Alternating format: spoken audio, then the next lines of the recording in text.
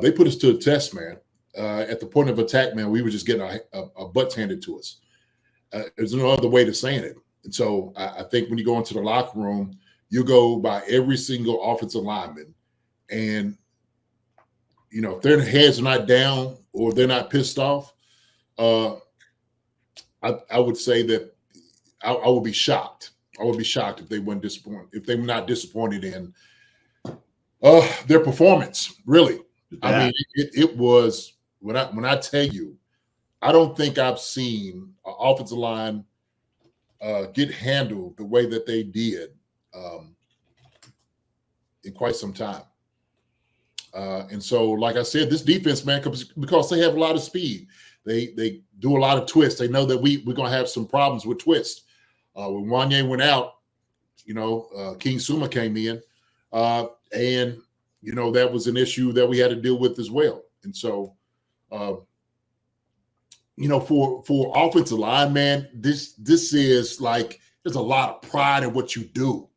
It's a lot of pride in it, man. And to sit there and watch rushing yards, 57 yards rushing, and didn't look like there was any holes that was opened up for guys. Yeah. Man, I know I would be pissed. I know those guys are absolutely pissed at what the lack of, production they had, really. Last 2 weeks, 16 QB hits, 8 sacks allowed, 13 tackles for losses. Wow. It's not good. I haven't even counted the pressures. Broncos had a lot of pressures. I know they're, I think, second or third in the NFL going into this game, but they're probably number one now, by the way. Just like every play, really. Every play. Yeah. What does it tell you? Obviously, the talk of the whole offseason was left tackle, who's it going to be? And then, ends up being a competition between Kingsley and Wanya. Wanya gets hurt. Kingsley becomes the starter for the left tackle position. Kingsley looks rough in that week 2 game against Cincinnati. Wanya comes in, he's healthy, and he's back in the left tackle spot. Well, obviously, Wanya goes out in the second quarter of the game. Kingsley comes in, and JD, it was rough. I mean, he looked like a rookie. He looked like a rookie. Let's just be honest. I mean, it's a sugarcoating it a little bit, but he looked like a rookie out there. And I mean, he is. Yeah, I know, 100%. Yeah, he looked like a project. Yeah, he didn't look like a second round rookie. I mean, but anyway, he looked like a project. Wanya comes back in, and kudos to Wanya for battling through the injury that he had to come back in and play in that game. And it just showed you there was a night and day difference there. Yes, the offense still didn't look 100% a great protection offense, but nonetheless, when Wanya comes back in, we look like more of a competent offense, and it just shows you how just having that extra year that Wanya has over Kingsley, it pays off, and it gives you 1 year extra of being in the NFL program. And Wanya's just night and day better than Kingsley at this point in time. And I don't think it's close. Well, it's the speed of the game. The thing is, if you're not going against that all the time, then it's going to be uphill battle. And we've seen that. We've seen, King Suma having to adjust to this type of, defensive guys now in the NFL. It's the NFL speed. And like I said, man, it's going to take some time, man, to make that transition. Man. It is. Right. And so we said this. He's like, look, man, if BYU was one thing, but you don't have anybody back there doing, mechanical biology that's coming after you. Right. It's going to be somebody who's looking to get $35 million a year. OK, who's trying to get as many steps as possible. Yeah. They got an incentive to kick your tail on every single play. And so you're the one sitting, between them and $30 million a year with that next contract. But yeah, King Suma, man, he's a rookie. Yeah, he looks like a rookie because he is a rookie. And so he hadn't really had a whole lot of reps because, obviously we know that sometimes, your confidence could be messed with. But I'm going to say this, and I'm not even going to put it all on him. I think this was all across the board from what I saw. I didn't start watching the game until, second quarter, actually. And that's why I asked you guys, like, what's going on? What's happening out here? Right. And then what I see from from when I watched the game toward the end, I'm like, let me see. Creed Humphrey's getting his ass kicked. Tooney, Smith, Juwan, you name it. And it was pressure from all around. And it's the same thing that they were doing. It was twists. It was stunts.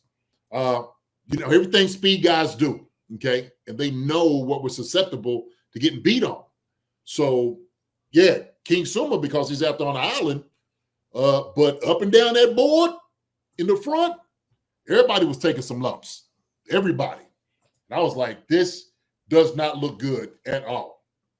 Not at all. So it's just scary because he's played better, but we're not necessarily like huge Wanya fans, right? I mean, he hasn't been amazing by any means, but it's crazy that 65, 70% Wanya is better than 100% Kingsley.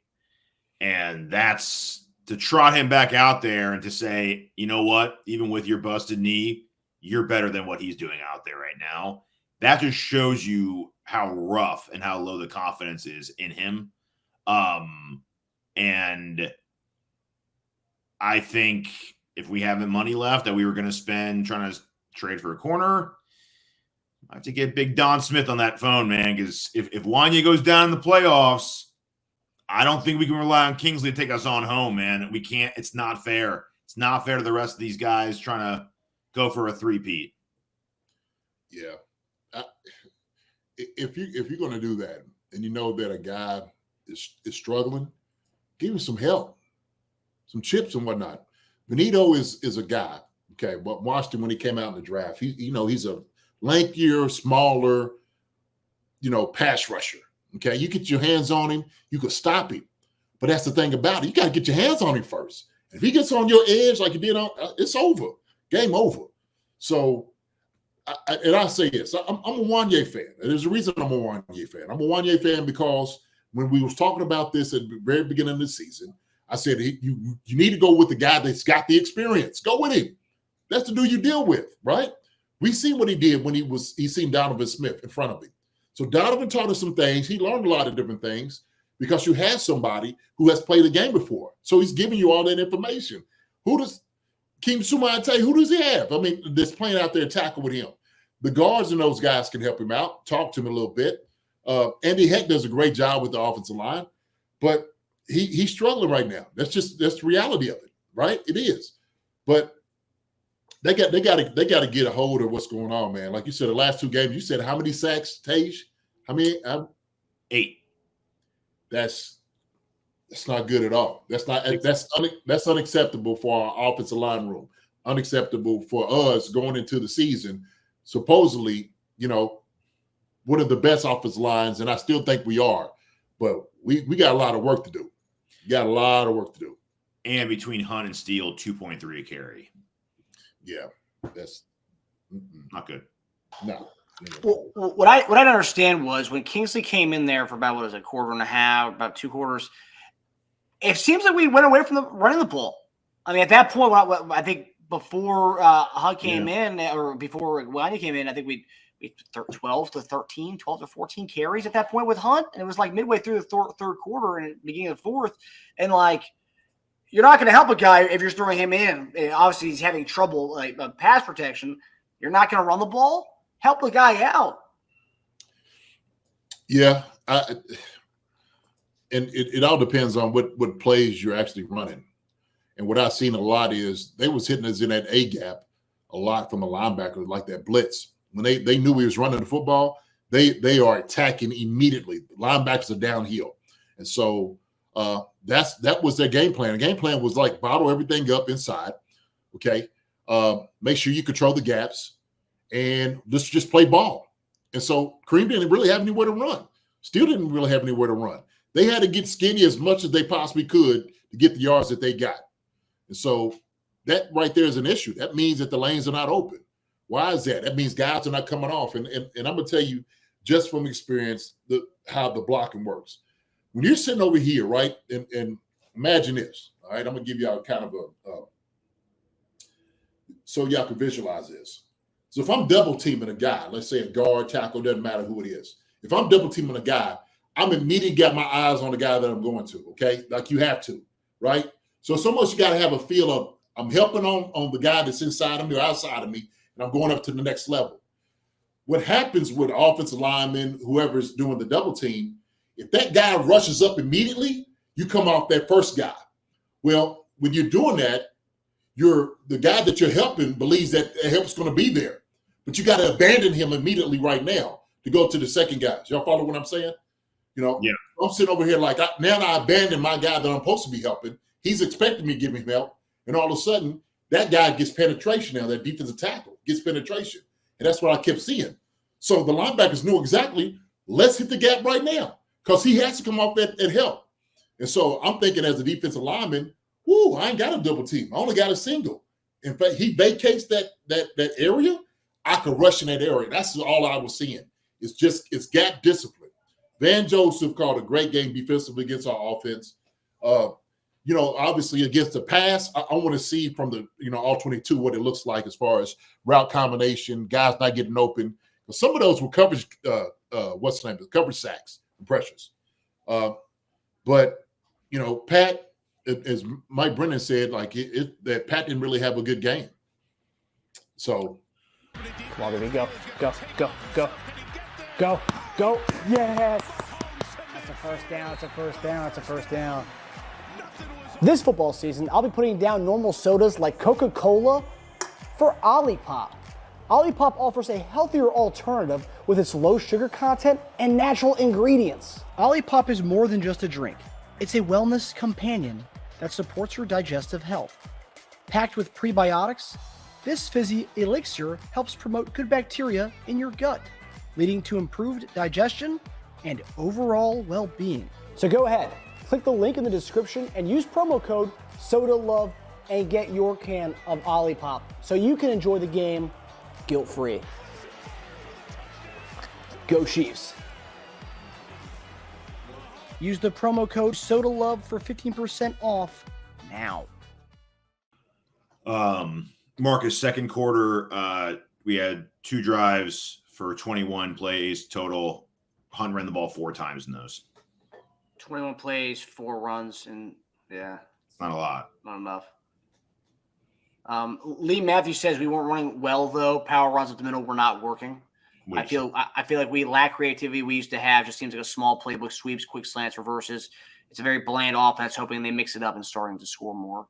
When you have as much beef and money we have in those front 3, you shouldn't have to be that creative. You're supposed to be dominating up front. Listen, running the football is as vanilla as you could possibly get. It's me kicking the guy in front of me. I'm kicking his tail, kicking his ass. That's all it boils down to, Lee. Okay? It's a will and a want to. So the guy that I see right here, I got my own. Okay, it's between me and him. He's got to lose more battles than I do. Period. Point blank. And so, when we sit there, we talking about rushing the football. Yeah, it's got to be traps. It's got to be power. It's got to be zone, whatever it is. But we know what it is. So man, gap scheme. That's it. That's football. Okay, and it's man on man. Period. Win your battle. Period. That's it. So we could. Hey, I say this all the time. We could get X's and O's, draw them up as beautiful as possibly want to. But football comes down to one thing. It's tackling, okay, and it's blocking. That's what it is, okay? Forget all the X's and O's, and you get geniuses up here writing all type of routes and stuff like that. Hey, man, what do I see in that guy's face? What do I see in his heart? If his heart is pumping Kool-Aid, I'm going to expose it. That's what I'm going to do. And those guys came out here. They wanted it more than we did. And we start going into that too, right? Because when you start getting hit in the mouth, you start saying, well, what were we at? What are we looking for offensively? Okay. Because then you got to go up challenging a man. All right. As an offensive lineman, now you got to go at each other, challenging each guy. Period. That's how it's got to be. All right. And I don't know if that conversation happened. I'm sure it did, whether it came from Andy Heck, Andy Reid, or Patrick Mahomes saying, I need more time to throw the football. Kareem Hunt needs some lanes to run through. We need to get this job done. That's what it has to happen. So, yeah, I just to only have 3 penalties, to win the time of possession by about 7 minutes, to win total yards, and we should have lost that game. It's not. This doesn't make much sense. no. It's not good. I'm just pissed off because I'm just sitting there like, man, that's just not okay. That's just not okay, man, by our offensive line. It's just not. And I know those guys are more pissed than I am. I know they are. So we should have beat those jokers up in front, man. Yeah. I'm telling you, point of attack, you got to win your battle. You have to. And I'm happy we won. I don't want, like, I know we're going to get 1,000 comments on Bleacher Report. We won. Shut up. I'm glad we won. But sneaking by a win doesn't negate the things you need to improve on. That's what makes a championship team a championship team. You can't neglect and ignore the things that you're not doing well. You need to improve when you win or when you lose, right? We're lucky we got out of there with a win, but that's even better. You take the win, but you act like you lost because you need to get better at those things. Right. Yeah, don't go in there with rose-colored glasses of, well, a win's a win. Yeah, it is, but not like this. We should be okay with this win, okay? And if we don't feel like things need to get better, which I know we do because we are championship caliber, right? That's why I have up here, our standard is the standard. Our standard is the standard. And so we have a standard about how we deal with football, how we deal about hitting guys in the mouth, okay? And so every time that we're in our stadium, we're going against any team, I don't care who it is, we're supposed to be the bullies up front. Offensively and defensively on the line, you got to be the bullies, pure and simple. Nobody can push you around in your own house, all right? We all have houses, and everybody who's sitting over watching this whole thing, man, you better not let somebody come in your house push you around. You better not. So let me calm down. So lastly, before we move on to the other side of the ball, what are the chances the Chiefs, are you guys willing to bet this week the Chiefs bring in a left tackle of some sort, be it Donovan Smith, be it Bakhtiari? Do you think they bring in a veteran left tackle this week? I guarantee. No, I'm not going to do it. I'm not going to guarantee anything. Oh, come on. I don't know. But I will say that you have to at least pursue that option. And you may find yourself on Mondays and Tuesdays, like tomorrow's Monday, you may find somebody in the weight room, 6'5", 320, look at the same frame. You look around the corner like, who was that? That sucker's in here to take somebody's position. That's who he is. So I don't know about guarantee, and I don't know about this week particularly, but I think we have a left tackle in here before the playoff signing deadline to get someone in here to help. Yeah. I think you have to. You can't solely rely on Morris. You can't do it. With the about Wanya gets hurt as well. I mean, Wanya does get banged up a lot. Like that's kind of been his MO over the last 2 years. So like, I mean, you do need to have that insurance anyway, especially if we aren't comfortable, rolling with Kingsley, especially in the prime season of the playoffs. So. And I'm not selling on Kingsley long term. I'm not doing that. I don't want people to get the wrong idea about that. But we're talking about like this season championship aspirations. Like that's what we have in mind right now. Yeah, I think if it's me, I will be able to. I get on a phone call with old David. Okay, y'all got the ties. All right, give a call to your brother up there, your Persian brother. Bring him on in. See if y'all can tape you with some good old like Persian food. What's good? Gourmet Sabzi would be the go-to. I think Gourmet Sabzi would definitely hit the trick for him. Gourmet Sabzi? Gourmet Sabzi, yeah. Oh, is that what Teja laughing? What's taps? What's it's that? Just funny to hear this being talked about right now. That's all. It's good, JD. You love it. Whenever the next time you come to North Virginia, we'll cook you up some Gourmet Sabzi. I'll have my dad whip it up for you. I got you, man. That's on the menu. That's on the menu. Tell Pop, man, I want to try it. I definitely do it. But I think him or Donovan, I think those two make sense. And if if he's either one of those guys are healthy, okay, have been working out, sure, absolutely. Yes, Bakhtiari is just more of a funny thing. Yesterday, Colorado played Texas Tech in college football. Bakhtiari actually tweeted at Mahomes saying, if Texas Tech beats Colorado, which they did not, but if Texas Tech beats Colorado, I'll come be your left tackle. Did he? Yeah. Oh. There you go. So the conversation's already being had, whether it's funny or not, but it's yeah. Here's the difference between Bakhtiari, I think, and Don Smith, though. Don Smith, I think you can bring in to be your backup and in case Wanya gets hurt or is not healthy enough to be at the level you want him to be. I think if you sign Bakhtiari, I think you're signing him to be your starter rest of season, right? I don't think Bakhtiari is coming out at this point to just be a backup for rest of the season for somebody. Oh, yeah, no. And I think, well, it all depends on his level of conditioning, where he is, right? Because That's true. He has to learn the playbook. He has to get all the information down, which is not going to take him much time. He's got a lot of experience. He's almost like how D-Hop has been able to kind of transcend now with Patrick because he's just been playing for a long time. And so you just know offenses, a lot of relations, a lot of carryover.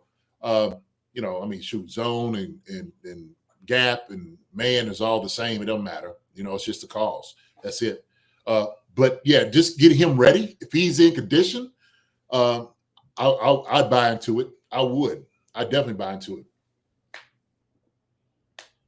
Yeah, I saw Mike Brandt say that, Kareem Hunt was banged up a little bit throughout the game. Yeah, first drive of the game, he came off the field limping, had trainers look at his right leg. I don't know if it was knee, but it was right leg. Came back in. Obviously, the yards per carry wasn't good, but tell you what, one of his best receiving games, maybe like since his 2018 days with the Chiefs. But he was our leading receiver today with 7 for 65. So kudos to him for bringing his A game in the receiving game. And also kudos to Andy and the team for finally calling his number in the receiving game. We haven't seen enough of that since he's been in Kansas City this time around. Yeah, that's why I'm not blaming the bad game on him being gimpy because 7 for 65, 26 was his long. He was all right. So I'd love to bail it out on him being a little gimpy in that game, but it's not. It was the front. It was front center O-line couldn't open it up for him. Yeah. That joker, he had some ballerina toes over on that sideline, staying in bounds. He looked great. And I don't know if as far as like Colin, I think Pat just he had to check the ball down to him. Yeah. Because he had so much pressure. He had to get rid of shoot, where's my outlet? And thank God he found it, because we seen what he was trying to do, getting the pressure, trying to push it down the field. It was like, oh, hey, nobody's home. Nobody's home, gentlemen. So you talked about it, Pat not being his sharpest game. Maybe one of his not the sharpest. He didn't look the sharpest today. He missed that bomb to Xavier Worthy. Xavier Worthy's wide open. That ball just goes out of bounds. Sailed on him a little bit. And then another sailing job was to Travis Kelce in the back of the end zone, which could have pretty much sealed that game right there. But it sails over him. And it's like, is that, JD, is that just a quarterback being rattled and there's timings all off because they've had to bounce all over the pocket all game and try to escape because they just have no comfort in the pocket? I think it's part of it. I do. I think, when you get a guy, I don't care who it is, kind of moving his feet a lot. And Pat could do both. He could run and throw on the run, but also too, if you don't know where things are coming from, it does quicken everything up. And those two, like you said, the one to Worthy just kind of sailed on him. If he kept it in the stadium, might be a different thing. The one to Travis, he just missed him. I don't know how that sailed on him. He was just like, yeah. I think he was like, wow, how that, both of them was like, geez. Hi, everybody. Thanks for watching. Subscribe here to get the latest from the show. Also, be sure to check out the best clips from Chief Concerns. And if you prefer to listen to the show, subscribe and follow us on Apple Podcasts, Spotify, and anywhere else you get your podcasts.